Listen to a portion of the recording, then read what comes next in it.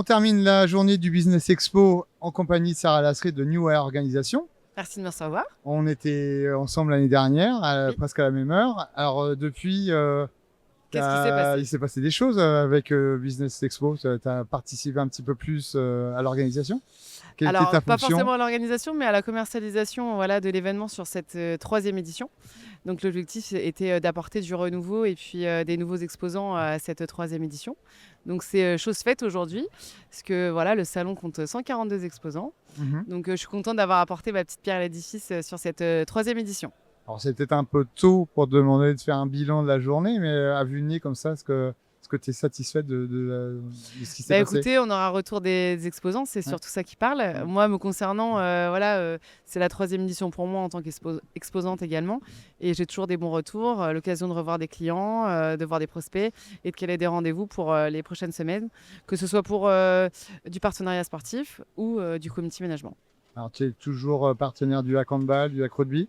Ah oui, bien sûr, partenaire prestataire Ouais. sur la partie commerciale, marketing, communication. Donc une saison, alors un peu forcément Ouais. différente de l'année dernière, où Ouais, on montait en en D1. plus les deux clubs, on est deux saisons Voilà. complètement opposées, hein. Un Exactement. club qui est monté et un autre qui est descendu. Voilà, mais un bilan plutôt très positif. Voilà, pour le hack handball, voilà, c'était un retour en première division. Donc forcément, nouveauté pour le club, même si on a connu la D1 il y a longtemps. Mais il avait fallu prendre ses marques. Donc on sait ce qu'il faut faire pour remonter, parce qu'on l'a vécu l'année dernière. Et il faut progresser sur comment rester ce qu'il va falloir faire pour rester en première division. Voilà, parce que la marche finalement était un petit peu haute, mais on a pu se structurer, on a doublé le nombre de partenariats. Et puis, on a pu faire un certain nombre d'événements qui ont satisfait nos partenaires et qui nous prouvent aujourd'hui qu'au 4 juin, j'ai renouvelé 80% de nos partenaires pour la saison prochaine, même si on descend des deux. Une saison en D2 et une saison en D1, au niveau du public, ça a changé quelque chose? Alors oui, puisque en D1, les matchs se jouent 3/4 du temps le mercredi.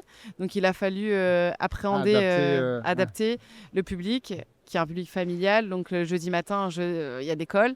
Donc forcément, il a fallu qu'on avance un petit peu l'heure de match le mercredi soir pour pouvoir jouer le mercredi et faire venir les familles. Et puis l'année prochaine, de toute façon, les matchs vont repartir le samedi, le week-end. Donc comme ça, on aura les deux facettes pour pouvoir ajuster. Un public que vous aviez peut-être un peu perdu en route. Finalement, non. Non. Il est revenu au cours de l'année, parce que les gens se sont habitués à venir le mercredi soir. Mais on sait que la dynamique de jouer le week-end, c'est aussi important. Les entreprises, par contre, en semaine, ça fait le plein. Le salon VIP était plein chaque match le mercredi soir.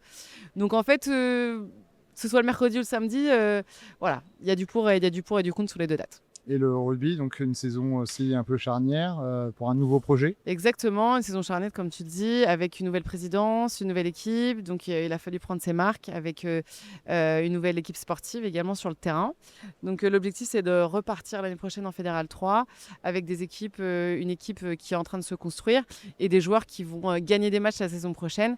Donc voilà, c'est encore un nouveau challenge avec les dirigeants et les partenaires fidèles qui continuent à nous suivre. Très bien.